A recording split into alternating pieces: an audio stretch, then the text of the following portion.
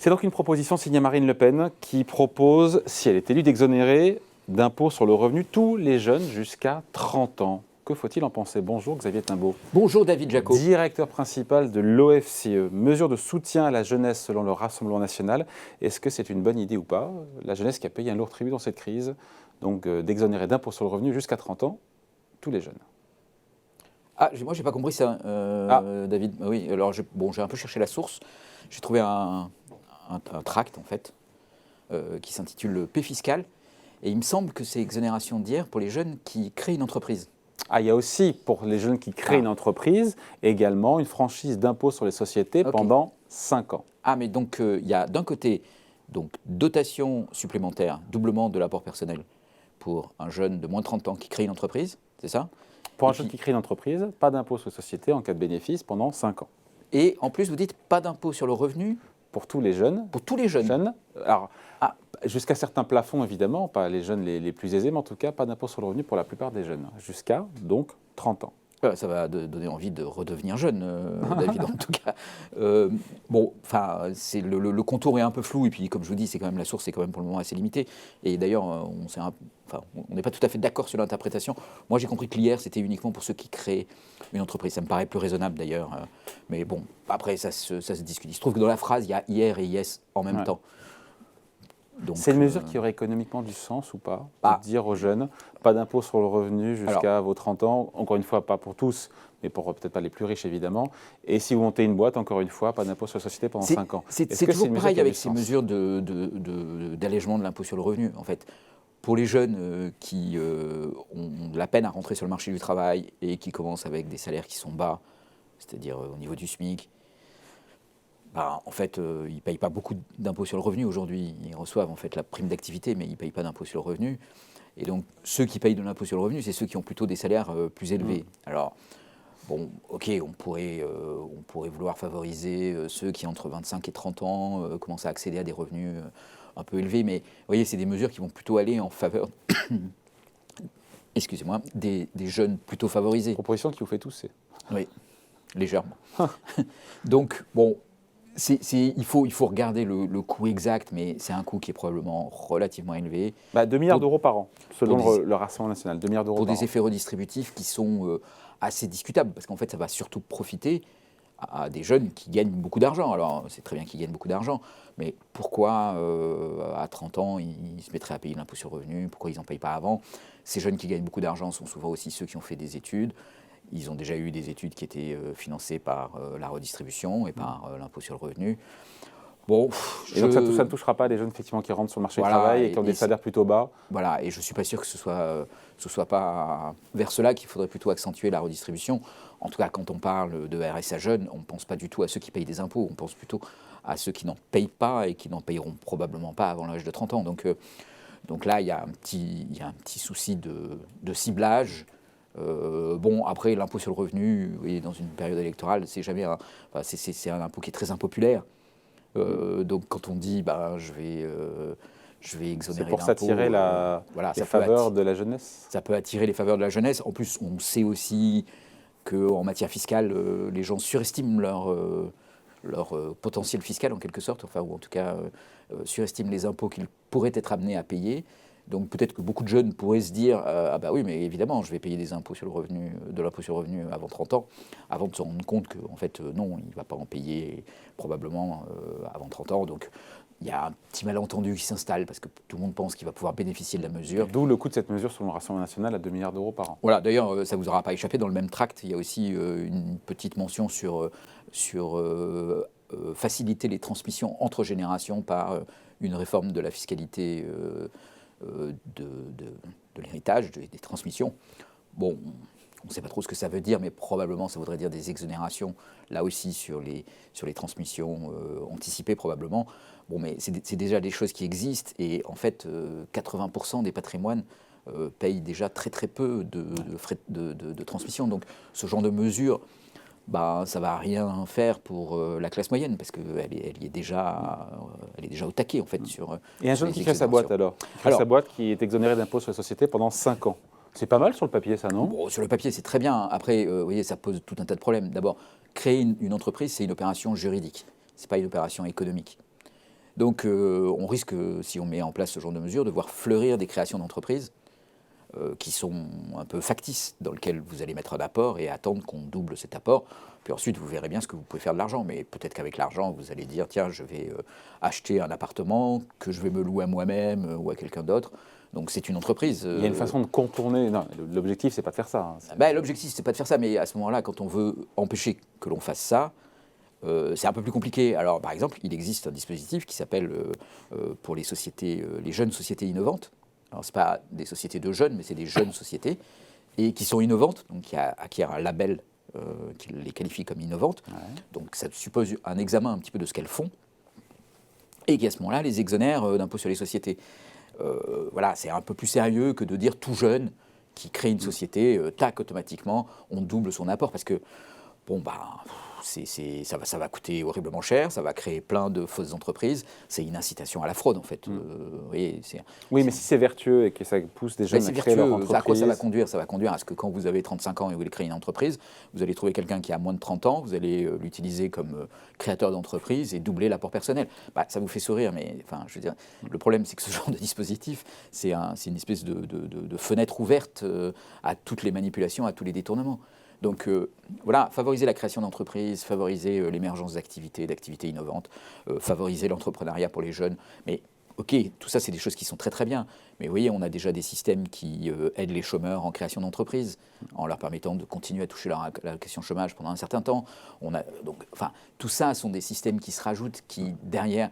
Il n'y a pas des pare-feux qu'on peut installer pour éviter justement tout contournement Je pense qu'en la matière, on a fait beaucoup, en fait. C'est ça le problème. Voilà. Donc aujourd'hui, le risque dans une campagne électorale, c'est qu'on propose des choses qui sont au-delà des pare-feux, comme vous les appelez assez justement, c'est une jolie expression, donc qui sont au-delà des pare-feux, et pour essayer de montrer que les pare-feux, ils empêchent la fraude, mais ils empêchent aussi le dispositif de fonctionner, et que vous êtes plus malin que tout le monde, et que vous allez avoir un dispositif massif qui, d'un coup d'un seul, résout ces problèmes. Mais très honnêtement, la préoccupation d'aider les entreprises, les jeunes à créer des entreprises, les entreprises jeunes à se créer, les entreprises innovantes à émerger, c'est une préoccupation qui est très ancienne, très très ancienne, et qui fait d'ailleurs qu'on a des taux de création d'entreprises un des plus élevés du monde en France.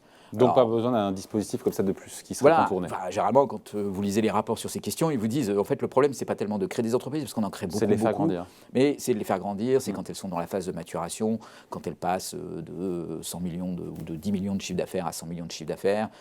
C'est quand on veut aller dans des entreprises qui sont valorisées en bourse et qui sont plutôt des licornes. À tous les gens que vous invitez sur ce plateau, vous le dites à chaque fois, c'est ça le problème. Le problème c'est pas j'ai deux copains, je crée une entreprise.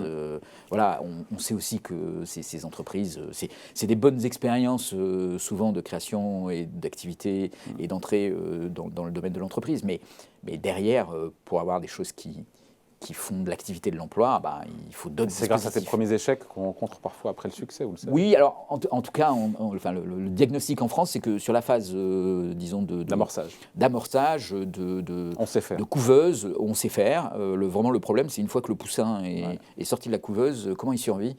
Et là, on s'aperçoit qu'avant qu'il devienne une poule, c'est un peu compliqué. Jean-Luc Mélenchon, sans transition, qui propose aussi pour les jeunes, puisqu'on parle des mesures, encore une fois, dans le cadre des débats, de cette pré-campagne présidentielle, pour les étudiants et la jeunesse, une allocation de 1 000 € par mois. Ouais. Vous en pensez quoi ? J'ai écouté la proposition de Jean-Luc Mélenchon, enfin la façon dont il le présente. Bon, ça part d'un sentiment qui est plutôt noble. C'est des choses qui existent dans certains pays, par exemple dans les pays du nord de l'Europe, le fait d'être rémunéré pendant ses études, et c'est un moyen d'assurer l'émancipation. Donc, c'est un moyen de mettre l'accent sur les études, c'est-à-dire que voilà, en disant vous faites des études, on vous règle les problèmes matériels pendant la période où vous faites des études. Alors, après, est-ce que ça coûte pas monstrueusement cher ? C'est ça. C'est quand on sort la calculette et qu'on prend le périmètre, la méchante calculette, ce que j'ai fait tout à l'heure. On est à combien ? On a 2,7 millions d'étudiants dans le supérieur, on a 600 000 étudiants en lycée professionnel. 3,5 millions. Ça nous fait 3,3 millions étudiants. On donne 1 000 € par mois, on arrive à 40 milliards par an. Alors ça fait beaucoup. C'est un demi-plan de relance. Voilà, donc ça fait beaucoup. Puis c'est un demi-plan de relance. par an. Tous les ans, oui. Le plan de relance, il est sur 5 ans. Voilà. Alors après, vous voyez, comment on fait dans les pays du nord de l'Europe? On finance ça par l'impôt, avec des taux d'impôt qui sont relativement élevés. Bon, après, 40 milliards, ça c'est vraiment l'estimation haute. C'est haute fourchette, ça. Oui, on n'a pas, on peut quand même mettre un certain nombre de critères. Peut-être que les lycées professionnels, c'est pas nécessaire dans l'équation. Peut-être qu'on peut aussi durcir un peu aussi. C'est-à-dire quand on paye les étudiants, on peut aussi durcir pour les étudiants qui redoublent, vous voyez, pour éviter qu'on ait des étudiants perpétuels.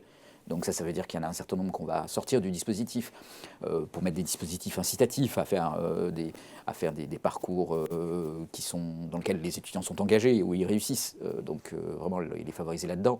Bon, mais c'est une approche qui est...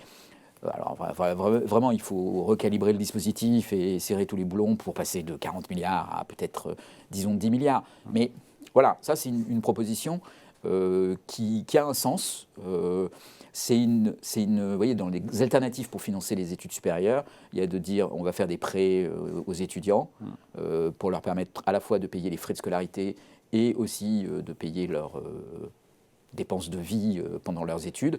C'est la solution dans les pays anglo-saxons. On sait que c'est assez problématique.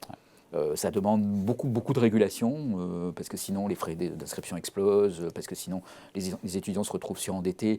Et tous les bénéfices à faire des études en fait, sont capturés par les universités ou par les banques. Ça se termine souvent très mal, parce qu'en fait il faut derrière mettre une garantie publique et racheter les trucs. Donc en fait ça finit par coûter très cher, y compris aux contribuables. Ouais.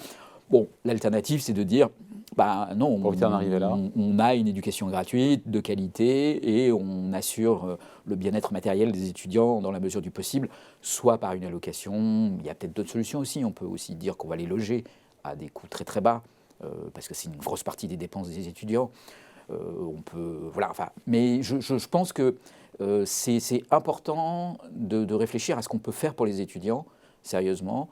Parce qu'effectivement, on a bien conscience que dans le monde de demain, des populations jeunes et formées sont indispensables pour plein de choses, la transition environnementale, la numérisation et la digitalisation de l'économie, qu'il faut des compétences, il faut apprendre à apprendre. Bon, voilà, donc tout ça c'est extrêmement important.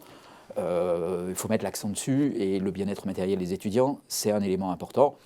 Il faut le calibrer correctement. Voilà, mot de la fin juste, je repense à cette citation du président de la République sur le taux de chômage des jeunes qui date d'il y a quelques jours. Je voulais faire un sujet, on n'a pas eu le temps de le faire. Oui. Comme quoi le taux de chômage des jeunes, qu'est-ce qu'il a dit, que c'était quasiment au plus bas? Alors, qu'est-ce qu'il a dit le président de la République sur le taux de chômage des jeunes, et qu'en gros le bilan était bon dans le cadre de son mandat? Où on est sur le taux de chômage des jeunes aujourd'hui en France? Alors, il va falloir que vous invitiez Éric Heyer sur cette question, parce que c'est un des sujets qu'il préfère.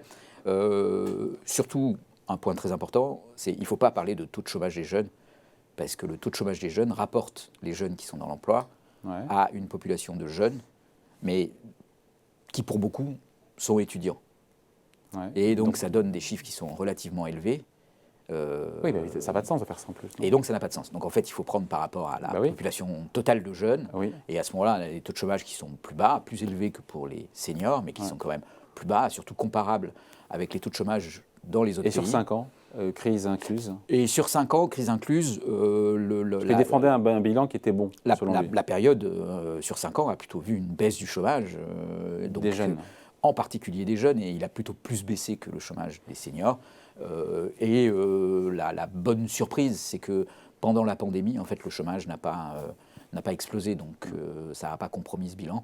Et le plan du gouvernement, Un jeune, une solution, a pu aider? Le plan Un jeune, une solution a probablement, et puis les plans d'investissement dans les compétences ont pu probablement aider. Alors même s'il y a un petit effet mécanique qui est que quand vous prenez des jeunes et vous les mettez dans l'enseignement, ils sont plus chômeurs. Donc, vous les mettez en formation, ils sont plus chômeurs. Donc c'est un petit effet mécanique, ça joue quand même un peu. Maintenant, normalement, c'est pas que simplement les sortir des statistiques du chômage, c'est aussi leur donner une formation. Donc ça, c'est plutôt positif pour avoir un travail. Donc oui, un bilan, on ne peut pas le qualifier de mauvais. On n'a pas épuisé le problème du chômage des jeunes, mais clairement, il y a des choses qui ont été faites de façon positive là-dessus. Voilà, merci beaucoup. Explication signée Xavier Timbaud, directeur principal de l'OFCE et économiste. Merci. Merci David. Salut.